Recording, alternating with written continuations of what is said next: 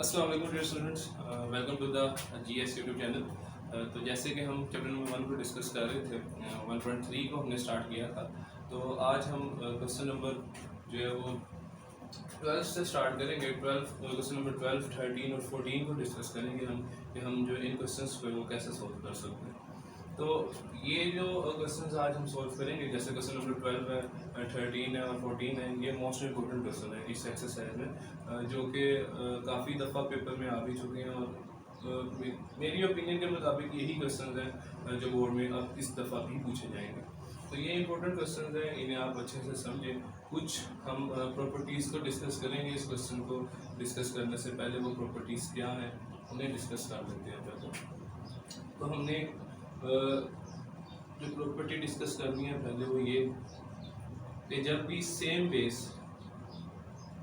दो same base या दो सेम रकमें मल्टीप्लाई होंगी तो उनकी जो पावर्स हैं वो हमेशा प्लस हुआ करेंगी। तो प्रॉपर्टी नंबर 1 या जो पहला हम ला इसमें पढ़ेंगे वो ये कि जब भी आप देखेंगे दो सेम रकमें या दो सेम बेस, अब बेस या एक्सपोनेंट हम किसे कहते हैं, चलिए हम पहले इसे डिस्कस कर लेते हैं। अगर मैं यहाँ पर लिखूँ जी a की पावर 3, तो इसमें बेस क्या होगा और इसमें एक्सपोनेंट क्या होगा।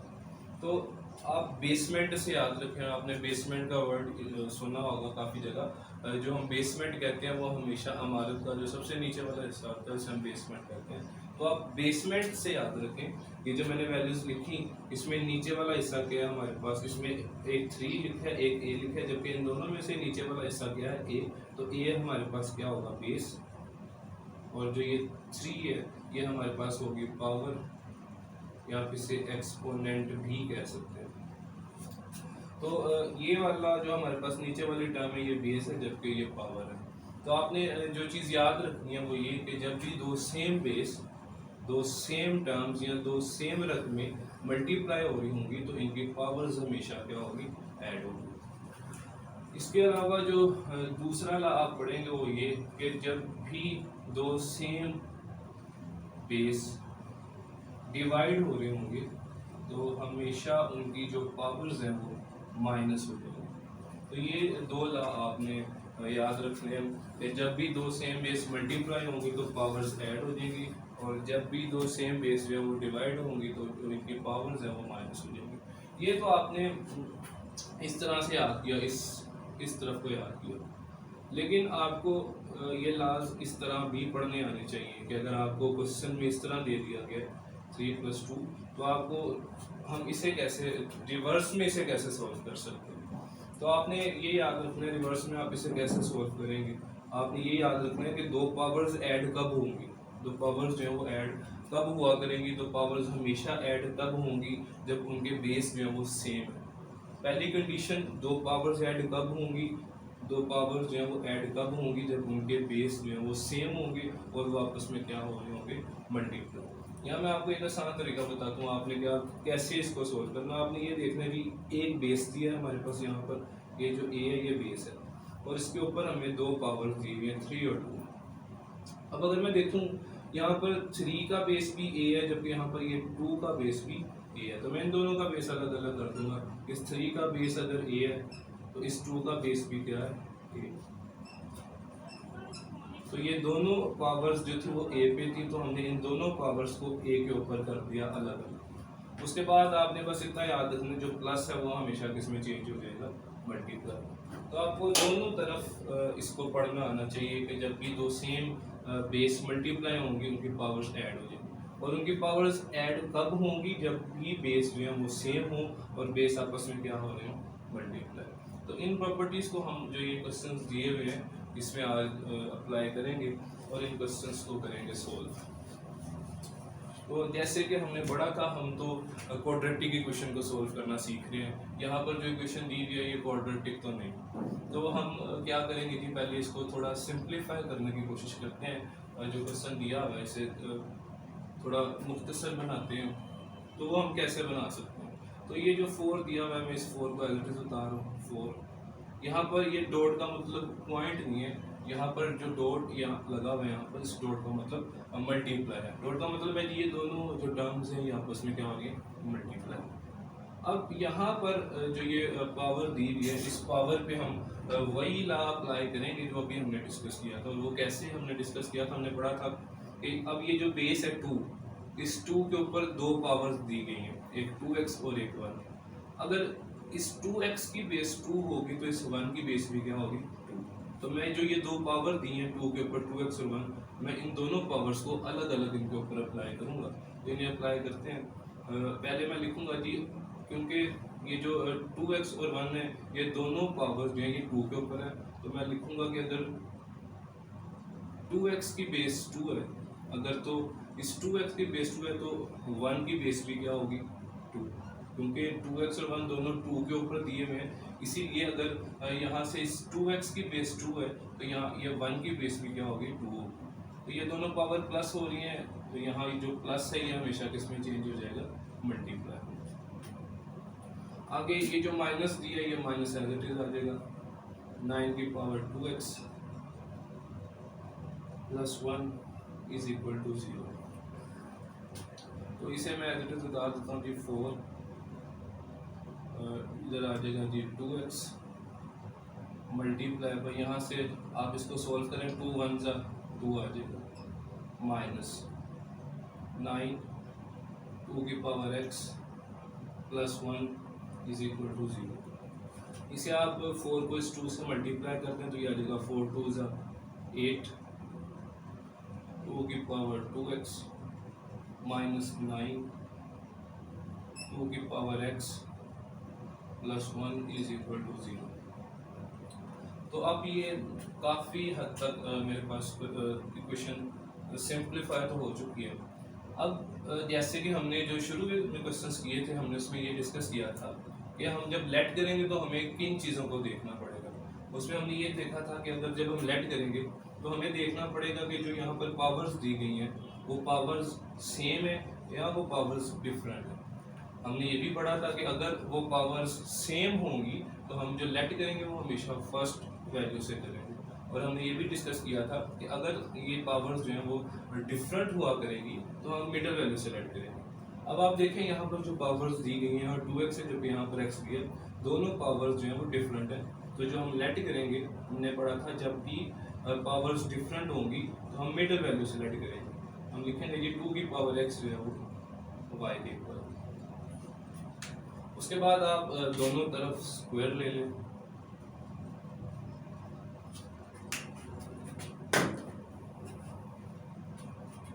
इस तरफ भी आप स्क्वायर ले लें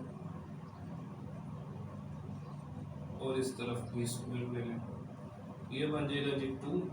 इस x को हम 2 से मल्टीप्लाई करेंगे, ये आ जाएगा 2x और यहाँ पर हमारे पास आ जाएगा y स्क्वायर। तो यहाँ 2x की वैल्यू हमारे पास ये आ गई, जबकि 2 की पावर 2x की वैल्यू ये आ गई। अब हम इन वैल्यूज़ को, जो मेरे पास क्वेश्चन था उस क्वेश्चन में मैं एक दफ़ा दोबारा ऊपर वाला जो एक्सप्रेशन है उसे उतार लेता हूँ, मुझे इक्वेशन जो है उतार लेते हैं। 2x plus 1 is equal to 0। ये आ जाएगा जी 8। यहाँ 2 की पावर 2x किसके इक्वल है जी, वाई स्क्वायर के। यहाँ हम पुट करते हैं वाई स्क्वायर। यहाँ 2 की पावर x जो है वो y के इक्वल है, तो इधर आ जाएगा y plus 1 is equal to 0। अब यहाँ अगर हम देखें तो जो एक इक्वेशन है ये क्वाड्रेटिक इक्वेशन बन चुकी है। अब हम इस क्वाड्रेटिक इक्वेशन, हाँ ये स्टैंडर्ड फॉर्म में भी मौजूद है, तो अब हम इसे क्वाड्रेटिक फॉर्मूला से भी सॉल्व कर सकते हैं, फैक्टराइजेशन से भी कर सकते हैं और कंप्लीटिंग स्क्वायर मेथड से भी सॉल्व कर सकते हैं। लेकिन हमने पढ़ा था कि फैक्टराइजेशन ही हम शुरू से यूज़ करते आ रहे हैं, वो ये आसान मेथड है, तो फैक्टराइजेशन को हम यहाँ यूज़ करेंगे। और फैक्टराइजेशन के लिए क्या थे कंपल्सरी स्टेप्स के, हम जो हमारे पास यहाँ पहली रकम है उसी तरह उतार देंगे, ये माइनस भी उसी तरह उतार देंगे, यहाँ से ये प्लस भी उसी तरह उतार देंगे और 1 को भी उसी तरह लिख देंगे। तो ये जो टर्म्स थी ये वाली और ये वाली, उन्हें मैंने एज इट इज उतार दिया। ये जो हमारे पास मिडल वैल्यू है इसे हम ब्रेक करेंगे टू नंबर्स में, ऐसे टू नंबर्स में ब्रेक करें क्योंकि जब हम उन टू नंबर्स को प्लस करें या माइनस करें तो हमारे पास ये नंबर है, और जब उन्हें मल्टीप्लाई करें तो वो कौन सा नंबर आना चाहिए उसे हम बोलते हैं। तो हमने ये पढ़ा कि जब हमने इसको ब्रेक करना है तो पहला स्टेप क्या है कि जी तीसरी वैल्यू को पहली वैल्यू से कर देंगे मल्टीप्लाई। ये आ जाएगा 8 1 जा 8, इसका लेंगे एलसीएम 2 4 जा 8, 2 2 जा 4 एंड 2 1 जा 2। तो हमने तो ये पढ़ा था कि जो 9y है इसे हम ब्रेक करेंगे ऐसे दो नंबर्स में ब्रेक करेंगे कि प्लस या माइनस करने से ये है, और जब हम उन्हें मल्टीप्लाई करें तो ये नंबर आना चाहिए। लेकिन मेरे पास यहाँ 3 नंबर आ रहे हैं, लेकिन हम जिन नंबर्स में ब्रेक करना चाहते हैं वो 2 होने चाहिए। तो मैं क्या करूँगा जी, मैं इन तीनों को कंबाइन कर लेता हूँ। 2 2 जा 4, 4 2 जा 8, और एक नंबर ये वाला मैं 1 ले लेता हूँ 1। तो जब मैं इसको मल्टीप्लाई करूँगा 8 1 जा 8 आ जाएगा, तो जब मैं इन्हें प्लस करूँगा 8 और 1 को प्लस करेंगे तो क्या आ जाएगा 9। तो यहाँ हम लिखते हैं जी 8, वेरिएबल आपने वही यूज़ करना है जो यहाँ पर मौजूद होगा 8y और 1 पर। यहाँ हम साइन कौन सा यूज़ करेंगे, माइनस का साइन यूज़ करेंगे, माइनस माइनस प्लस होगा, 8 और 1 प्लस हो गए बन जाएंगे 9। अब ले लेते हैं जी कॉमन इन दोनों में से और इन दोनों में से। यहाँ से क्योंकि 8 कॉमन है 8 आ जाएगा, 8 के अलावा y भी दोनों में मौजूद है तो y कॉमन ले लेंगे। तो यहाँ से 8 बाहर कॉमन आ गया, यहाँ पर हमारे पास 2y मौजूद थे, 2 में से एक y हमने बाहर कॉमन ले लिया तो एक y यहाँ अंदर बच गया। यहाँ से 8 भी बाहर कॉमन आ जाएगा, y भी बाहर कॉमन आ जाएगा, कुछ नहीं बचता। जब कुछ नहीं बचेगा तो हम लिखेंगे 1। यहाँ से -1 कॉमन आएगा, माइनस की वजह से ये साइन हो जाएगा चेंज, और 1 कॉमन लेने से कोई भी टर्म्स को फर्क नहीं पड़ता, ये 1 एज इट इज आ जाएगा इज इक्वल टू 0। तो जो सेम हमारे पास टर्म्स है उसको आप एक दफ़ा लिख दें, और यहाँ से बच जाएगा जी 8y - 1 इज इक्वल टू 0। तो इनको अलग अलग मैं 0 कर देता हूँ, क्या आ जाएगा y - 1 is equal to 0, 8y - 1 is equal to 0। तो यहाँ से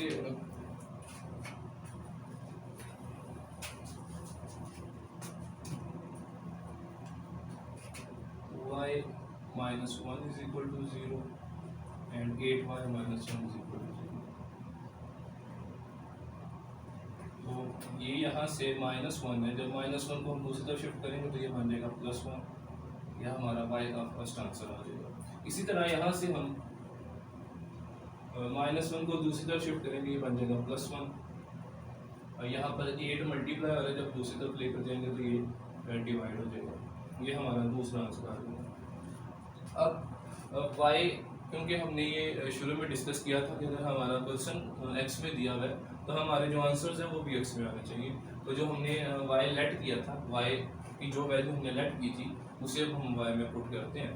तो y की हमने क्या वैल्यू लेट की थी, हमने किया था जी y जो 2x के इक्वल है, तो यहाँ पर आ जाएगा 2x is equal to 1। Same step आप यहाँ करते हैं, 2x इज इक्वल टू 1/8। तो क्योंकि हम x कैलकुलेट करना चाहते हैं तो हमें यहाँ पर क्या करना पड़ेगा कि अगर आपके पास, क्योंकि बेस हमने पढ़ा था यहाँ पर 2 बेस है, जबकि x जो है वो एक्सपोनेंट या पावर है। तो अगर यहाँ पर बेस 2 है तो किसी तरह से आपको यहाँ पर भी बेस जो है वो 2 बनानी पड़ेगी। तो हम वहाँ पर 2 कैसे बना सकते हैं, तो एक जो हम यहाँ पर प्रॉपर्टी या आप उसे कहने एक चीज़ जो आपको याद रखनी पड़ेगी वो ये कि मैथ्स में आप किसी भी नंबर की पावर 0 जब लेते हैं, 5 की पावर 0, 8 की पावर 0, वो हमेशा 1 के इक्वल होती है। किसी भी नंबर की पावर 0 जो है वो हमेशा 1 के इक्वल होता है। इसका एक अलग से प्रूफ है, अगर कभी मौका मिला तो इसके प्रूफ को भी हम डिस्कस करेंगे। लेकिन आज क्वेश्चन में आपने इसको इस हद तक ही याद रखना है कि किसी भी नंबर की पावर 0 हमेशा किसके इक्वल होता है 1 पे। तो मैं यहाँ 1 की जगह लिख दूंगा 2 की पावर 0, क्योंकि अभी हमने पढ़ा था किसी भी नंबर की पावर 0 किसके इक्वल होता है 1। तो यहाँ से आप लिखें बाय कंपेयरिंग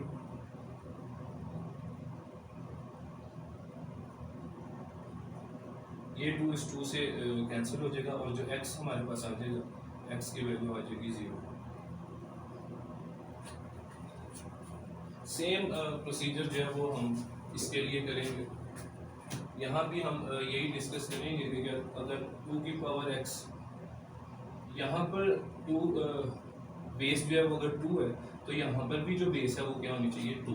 तो आप बेस 2 कैसे बना सकते हैं? अगर आपने किसी भी नंबर पे बेस 2 बनानी है तो आप कैसे बनाएंगे? आपके पास 8 नंबर है, यहाँ पर 8 दिया हुआ है, क्योंकि हम बेस जब वो 2 बनाना चाहते हैं तो मैं 2 से एलसीएम ले लूँगा। 2 4 ज़ा 8, 2 2 ज़ा 4 और 2 1 ज़ा 2। अब आप लिखेंगे इसको किस तरह से? आपने ऐसे लिखना है कि आपने देखना है कि हमारे पास यहाँ पर नंबर जो है वो 2 दिया हुआ है, तो मैं यहाँ लिखूंगा 2। और 2 कितनी दफ़ा है? 2 यहाँ पर 1 2 3 टाइम्स है, तो मैं यहाँ लिखूंगा 3। इधर आ जाएगा जी 2x। आप यहाँ से 2 की नीचे पावर पॉजिटिव है, जब मैं इसे यहाँ से उठाकर ऊपर लेकर आऊँगा तो ये जो पावर है ये ऊपर आकर जब हो जाएगी नेगेटिव। चलिए इस मान को मैं इसी तरह लिख देता हूँ। तो ये 2 1 ज़ा अगेन जो है वो 2 हो जाएगा। नीचे फिर से आप लिखेंगे बाय कंपेयरिंग, ये 2 इस 2 से कैंसिल और x हमारा आ जाएगा -3। तो यही हमारा आंसर होगा। तो ये था जी हमारा क्वेश्चन नंबर 12। क्वेश्चन नंबर 12 एक इम्पोर्टेंट क्वेश्चन है पेपर के पॉइंट ऑफ व्यू से। ये 90% चांसेस है कि इन क्वेश्चन में से ही बोर्ड में जो है वो क्वेश्चन पूछा जाएगा। तो इसका हम एक क्वेश्चन और ट्राई करते हैं, जो है जी क्वेश्चन नंबर 13।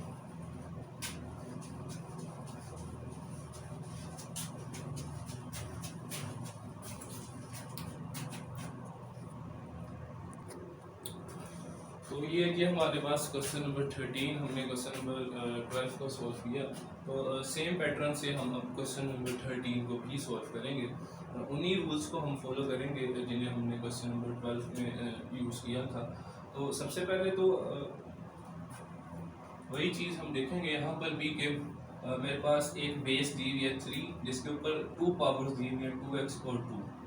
अब क्योंकि ये जो दोनों पावर्स हैं ये 3 के ऊपर है, तो अगर 2x की बेस 3 होगी तो 2 की बेस भी क्या होगी 3। तो मैं इन दोनों बेस को अलग अलग से लिख देता हूँ कुछ इस तरह से कि अगर 2x की बेस 3 दी हुई है तो इस 2 की बेस भी क्या होगी 3, और जो ये प्लस है ये हमेशा किस में चेंज होगा मल्टीप्लाई में। उसके बाद जो ये आगे वाली टर्म है इसको आप एज इट इज उठा दें 12 3 की पावर x -3।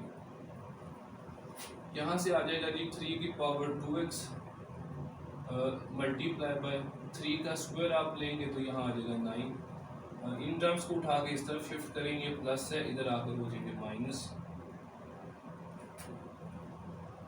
ये माइनस है तो इधर आकर बन जाएगा प्लस इज इक्वल टू 0। अब आप लेट करें यहाँ से। लेट करने के लिए हमने वही जो टेक्निक है उसे ही देखेंगे कि अगर तो पावर्स डिफरेंट है, तो हमने पढ़ा था अगर पावर्स डिफरेंट है तो हमने कहाँ से लेट करना है मिडिल वैल्यू से। हम कहेंगे जी कि 3 की पावर x जो है वो y के इक्वल है, दोनों तरफ स्क्वायर ले लेंगे हम, इस तरफ भी और इस तरफ भी। तो यहाँ से आ जाएगा 3 की power 2x is equal to y square. Values यहाँ पुट कर देते हैं। मैं एक दफ़ा फिर से क्वेश्चन उतार लेता हूँ। 9, इस 9 को मैं पहले लिख रहा हूँ मल्टीप्लाई बाय 3 की पावर 2x 3 की power x plus 3 is equal to 0। अब यहाँ पर आप पुट करते हैं 9, 3 की पावर 2x किसके ऊपर था वाई स्क्वायर के, इधर आ जाएगा जी वाई स्क्वायर -12। यहाँ से 3 की पावर x जो था 3 की पावर x y के इक्वल था प्लस 3 इज इक्वल टू 0। तो अब अगर यहाँ देखें तो जो इक्वेशन है वो हमारे पास क्वाड्रेटिक इक्वेशन जो है वो बन चुकी है, और क्वाड्रेटिक इक्वेशन के साथ साथ ये एक स्टैंडर्ड फॉर्म भी है। तो हम लास्ट क्वेश्चन की तरह यहाँ पर भी फैक्टराइजेशन को अप्लाई कर देते हैं। और फैक्टराइजेशन में हमने क्या पढ़ा था जी, ये नंबर एज इट इज़ आ जाएगा 9y², ये माइनस भी एज इट इज़ आ जाएगा, ये वाला प्लस भी एज इट इज़ और 3 भी एज इट इज़ आ जाएगा। इस नंबर को हम ब्रेक करेंगे, और इसको ब्रेक करने का स्टेप नंबर 1 क्या था, इसको आप तीसरे को पहले से मल्टीप्लाई करते हैं तो हमारे पास आ जाएगा यहाँ पर 9 3 27, 27 का आप एलसीएम ले लिया जाएगा, 3 9 ज़ा 27, 3 3 ज़ा 9 और 3 1 ज़ा 3। तो बिल्कुल जिस पैटर्न से हमने लास्ट क्वेश्चन में दो पेयर बनाए थे, बिल्कुल यहाँ भी उसी तरह से ही जो पेयर है वो बनेंगे।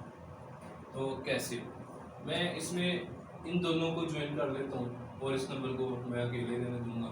जब मैं इन दोनों को भी ज्वाइन करूँगा तो ये बन जाएंगे, जैसे इन 3 और 3 को मैं ज्वाइन कर लेता हूँ, इस 3 को मैं अकेला रहने सकता हूँ, क्योंकि ऊपर हमारे पास 3 नंबर दिए हुए हैं, लेकिन हम यहाँ पर इस नंबर को 2 नंबर्स में ब्रेक करना चाहते हैं। तो मैं इन दोनों को ज्वाइन करके एक नंबर बनाऊंगा, जैसे 3 3 ज़ा 9 और इस नंबर को मैं एज इट इज उतार दूँगा 3। मेरे पास जो दो नंबर बन रहे हैं कि वो 9 और 3 दिया हुआ है। जब मैं 9 और 3 को प्लस करूँगा तो मेरे पास आ जाएगा 12, और जब मैं इनको मल्टीप्लाई करूँगा तो आ जाएगा 27। हाँ, अब आप ये सोचेंगे कि हमने जो लास्ट क्वेश्चन था उसमें हमने इन तीनों को ज्वाइन किया था और इस वन को साथ ज्वाइन किया था, लेकिन अगर मैं इसमें भी इसी तरह करूँगा तो मेरी ये कंडीशन फुलफिल नहीं होगी। हाँ, उन नंबर्स चलो चेक कर लेते हैं। अगर मैं इनको करता हूँ तो 3 3 ज़ा 9 9 3 ज़ा 27 आ जाएगा, तो दूसरा नंबर आ जाएगा 1। लेकिन ये हमारी कंडीशंस को फुलफिल नहीं करेंगे। कैसे, जब मैं 27 में से 1 माइनस करूँगा तो 26 आ रहा है, लेकिन हमारे पास ये नंबर आना चाहिए, और जब मैं इन्हें प्लस करूँगा तो 28 आ रहा है, हमारे पास ये नंबर आना चाहिए। इसलिए हम उस तरह से नंबर को अरेंज नहीं कर सकते। हमने इसीलिए यहाँ पर इन दोनों को इकट्ठा कर लिया और इस नंबर को साथ लिख दिया। अब मैं लिखता हूँ कि यहाँ आ जाएगा 9y और यहाँ आ जाएगा 3y।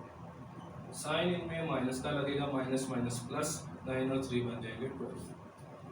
अब आप यहाँ से कॉमन ले लें, यहाँ से 9 यहाँ भी मौजूद है, यहाँ भी मौजूद है, जबकि y यहाँ भी है, तो 9y कॉमन आ गया।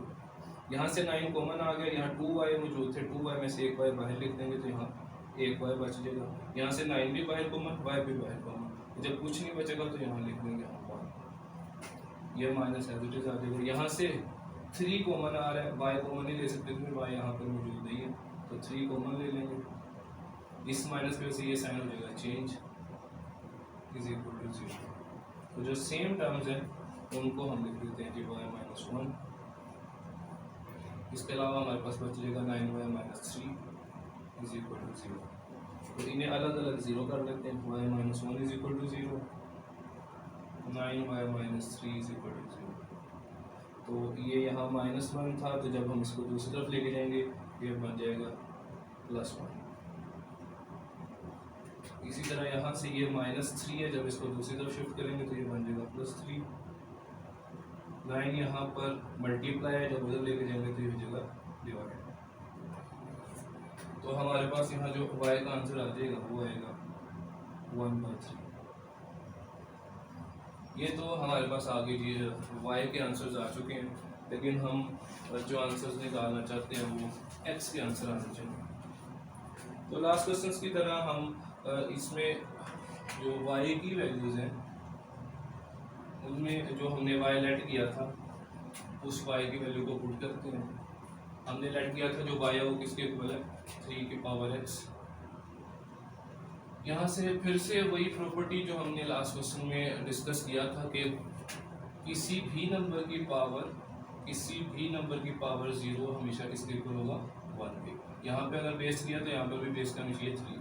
नीचे आप लिख दीजिएगा कि बाय कंपेयरिंग, तो ये 3 से खत्म हो जाएगा और x का आंसर आ जाएगा 0।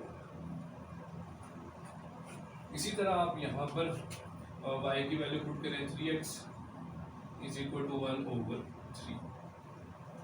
अब आप यहाँ अगर देखें 3 पे यहाँ पर पावर दी हुई है x, जबकि यहाँ इस 3 पे कोई भी पावर नहीं, तो जब पावर कोई ना हो तो पावर क्या होगी, 1। आप इस 1 को यहाँ से उठा के ऊपर ले जाएं, 3 नीचे प्लस है, ऊपर जाकर क्या हो जाएगा -1। तो बाय कंपेयरिंग लिखें यहाँ भी आप, तो x का हमारे पास आंसर क्या आ जाएगा, -1। ये थे जी हमारे x के आंसर्स। तो ये था जी हमारा आज का लेक्चर, जिसमें हमने क्वेश्चन नंबर 11 से लेकर 14 तक को डिस्कस किया, और ये मोस्ट इंपॉर्टेंट क्वेश्चन हैं इस एक्सरसाइज के। आप इनकी प्रैक्टिस करें, कोई आपके इश्यूज़ हैं तो आप पूछ सकते हैं। नेक्स्ट लेक्चर में हम जो इसके नेक्स्ट क्वेश्चन हैं उनको डिस्कस करेंगे। तब तक आप अपना ख्याल रखें।